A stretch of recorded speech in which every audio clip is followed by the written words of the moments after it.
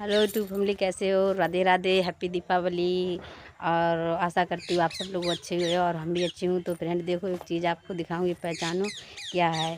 देखो, दिखाती हूँ, बहुत सारी परी है ये, समझो।